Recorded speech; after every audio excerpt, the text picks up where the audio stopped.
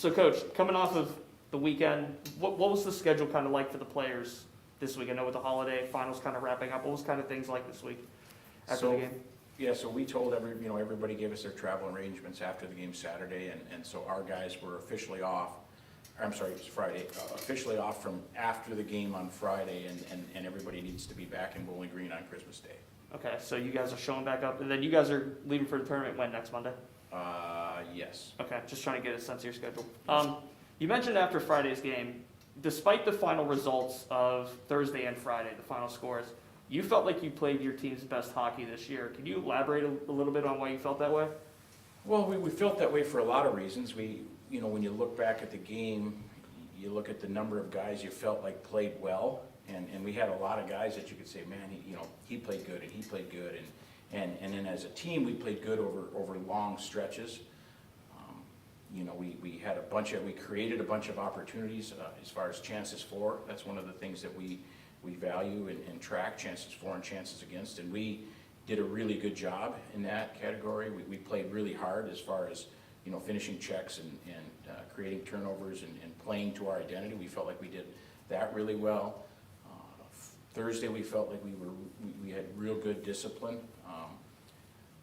Friday it got a little wonky there at the end, but I'm not so sure that could have been avoided potentially based on a couple different things. But it was a really hard fought series, really competitive series.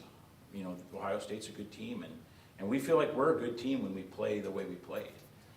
So again, it's frustrating because the result skews, or doesn't skew it. The result gives you immediate, feedback. So Thursday, we're winning and we have opportunities to score and go from 3-0 to 4-0. We don't do that, and then what I felt was not a great call to start the third period, the goalie interference, and then Ohio State capitalizes, and then they get one not too soon after, and then we're playing hockey, and ultimately we have a great chance in overtime. So if we score in overtime, we feel great, right? Yeah. But from an evaluation standpoint, the game was the exact same, other than we scored in overtime and they didn't, and that's part of the problem. I don't want us to. It's not about a moral victory. It's just we played really good, and Saturday the same thing. It's a 2-2 game going into the third, and they make a play.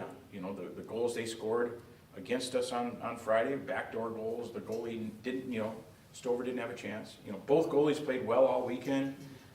Special teams were good for both teams. They scored power play goals. We scored power play goals. They killed penalties. We killed. So it was just there's a lot of things that we can look at on film, and we can show our guys, and we can go back and say, guys, this is exactly what we're talking about when we're talking about wanting to do that. So there's a lot of good takeaways other than the result, and hopefully the result doesn't sit well with our guys and our staff, and we grow from it. You talked about things getting chippy towards the end of Friday's game. You said it on Friday too, after 6 periods plus of build up and emotion and playing that close competitive hockey, does that thing just kind of happen sometimes? In college hockey, there's no fighting, right? Mm-hmm. And nobody wants to see that kind of a situation, but if you follow hockey and you see that, at no point do I think either team felt like someone was going to be seriously hurt in that situation. The referees are right there. Both players have their helmets on. One of Chris's gloves is off, and they wrestle down, and for whatever reason, Chris is hitting him on the top of his helmet with his glove off. To me, that Chris is going to do more harm to himself than their player, and so it's just it was a very, very hotly contested series, and there was back and forth, and unfortunately, that happened there late. I believe had there been an initial penalty on the net going off, maybe that stuff doesn't happen. I don't know. It's easy for me to say after watching it on video and not being in the moment, having to make that decision. But it was. I don't think their coach had no hard feelings. I have no hard feelings toward them. It was just guys are competitive and they're playing hard and they want to win, but I would rather see guys be that invested and that into the game than stand up for each other and play hard for each other and compete with each other than a guy, slash a guy in the, or hit a guy from behind where someone can really, really seriously be hurt. Any of that stuff that happened on the end, I don't think anybody was worried anybody was going to get hurt. Yeah, no cheap shots or anything No. like that. No, but no sucker punches, no, hit from behind, no head count, like none of that stuff was, it's unfortunate because, my hope was that during that skirmish, you're hoping, okay, maybe we'll get a power play out of this, and I didn't want to see, I don't like our guys taking advantage away from us. If we had a power play and then they do something like that to negate that power play, then you're really mad. Yeah. But that ultimately didn't happen. That thing wasn't, so big that the league had to come down and say anything or No, the NCAA or anything. Chris is going to get supplemental discipline. He has to sit our next game just because anytime it is considered a fight or that's the penalty you get, that comes with an automatic, 1-game suspension. So Chris won't be eligible to play against Providence.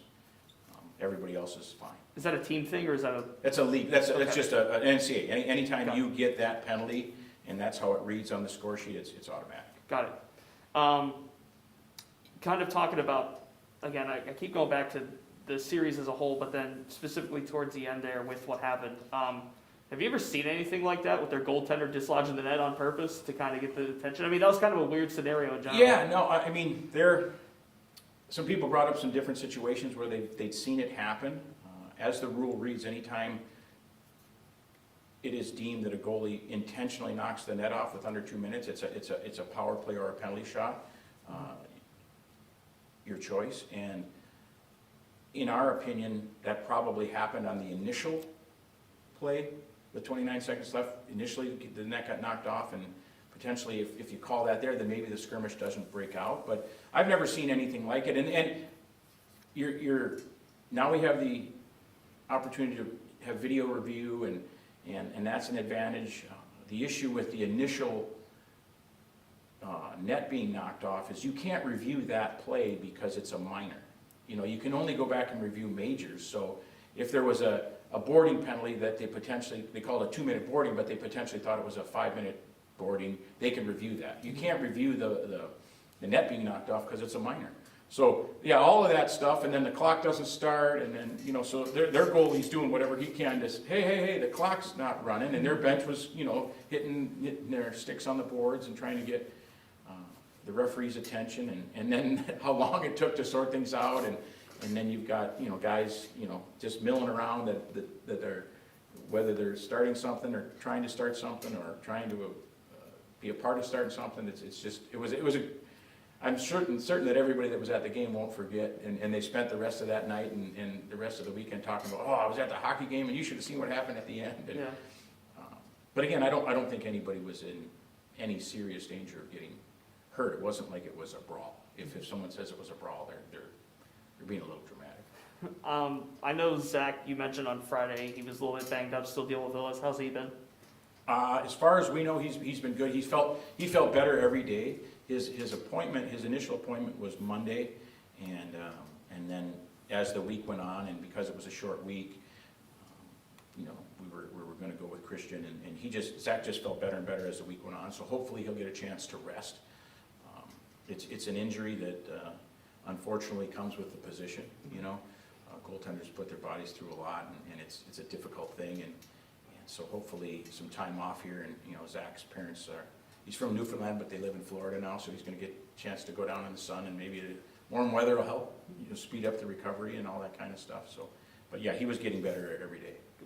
I know Christian starting both games. It was kind of a surprise to me in some ways, but how do you think he handled, not just, I know he played well, you mentioned, but going to back like that, a home and home, traveling a little bit, quick rest and recovery, how do you think he handled all of that process? He seemed to handle it really well. The 3 goals that they scored on Friday, I don't think you can fault Christian. 2 power play goals where they made some real good plays, similar, seam passes that he's going from one side of the net to the other side. And then the game winner was it was the same thing. It was a play that went around this way, then came back to the other side, and then it ultimately ended up over back on the original side. So he handled it. I think all our guys handled it well. Going down there and playing, and then getting on the bus after a really difficult loss. Going down there and then busing back, and then some of our guys had 8 a.m. finals I know there were 3 or 4 guys that had an 8 a.m. final on Friday, and then we came and we met, and then they rested and came back and played. So we're happy with how our guys handled the whole weekend, with the exception of the score. Well, I know Pete dressed on Friday. Was there any thought about playing him? No. Okay. No.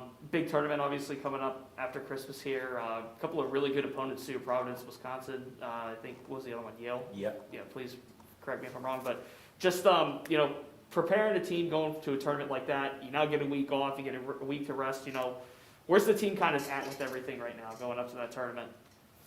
Hopefully first and foremost, it's great that they get to go home, for the holidays. We had some guys last year, our international guys, a lot of them couldn't go home last year for the holidays. The guys that were flying couldn't fly back. The guys that were able to drive, some of them drove home last year. So for them to be able, people forget, me being one of them, we forget all the things that we ask these guys to do over the course of a year. And so, the first semester, our guys get here in late August, and then they start school, and we basically start our out-of-season workouts right away that first week. And so they've been going since first part of September, and pretty much nonstop. And it's a grind, and we've had some we've been at Minnesota State Mankato, and at Bemidji, and at Northern Michigan, and at RPI. So we've had some trips that were long, and played against some tough opponents. And so for them to be able to go home and recharge their batteries and not have to worry about school. And then we ask them to do really good in school, which they do. The break certainly came at a good time in terms of, we've been through a lot. And so hopefully they get to go home and, get back with their families and recharge their batteries and relax and sleep and all that kind of stuff. And then it's great that we jump right into a really good Christmas tournament, holiday tournament. And because it's good opponents, it'll finish up our non-conference season. And these are things that, there aren't very many of these holiday tournaments left. And we played in a few of them when I was here as a player, and we played in Milwaukee, we played at Maine, we played at Syracuse, trying to think where else we went to. Played in one in Cleveland once. So there was a lot of them back when I was a player, and they were always fun because you saw different teams. And our guys, for an opportunity to compete for a championship, there's a trophy at the end of the tournament, and there'll be an all-tournament team, and there'll be a championship team, and there'll be all that kind of fun stuff, which is great. And then it sets us up for the second half of our conference season. So I believe it's a really, really fun, and we'll bring everybody and the whole team. It's a nice way to get back together, and then we get into the next full week of practice, and we go to St. Thomas. So it'll be a really good, we're excited. I know everybody's excited about it. Last one for me. TJ Lloyd, I know, was scratched both games against Ohio State. Is there an update on him? Yeah, it's a weird one with TJ. He fell against Ferris State and fell awkwardly on his rear end, and it's probably the easiest way to describe it for people would be hip pointer-esque type thing. It's getting better. He was close to being able to play on Friday, but he hadn't practiced. He hadn't had a full practice all week. He went out and tried it a couple times, and it was a little better, but not close. And so hopefully over the break, he'll just get a chance to relax, and he'll come back and practice 3 or 4 days and then be ready to go. Cool. Thanks, Coach. Yep. Appreciate it. Anything on the Zoom? Yeah, Coach, I was going to ask you, hope you're doing well today, about, because TJ being out, how the other defensemen stepped up. Anton, a couple big block shots as well over the weekend, and then as well, we saw Gabe scoring his first goal, so saw some really nice things on the back end, it looked like. Yeah, there were more minutes played by a couple of guys in particular. Max Coyle probably played more minutes than he has typically played in a weekend. Garrett Daly more minutes. Ben Wozni probably played a few more minutes than he normally plays. So those guys all did a nice job. They were competitive all weekend. TJ plays in a lot of situations for us. Eric Parker's minutes probably went up. He and Anton probably played the most of any of our defensemen, and so Eric Parker's minutes went up. And a lot of times when we choose to dress 7D, you can disperse those minutes a little more. When there's only 6 of them back there, you don't have that 7th guy. So we felt like our guys did a really nice job back there against a good team, and a team that was coming off scoring a bunch of goals against the University of Michigan, and a team that has got some talented forwards, and a team that was feeling good about themselves. So we were happy with a lot of our guys' performance back there.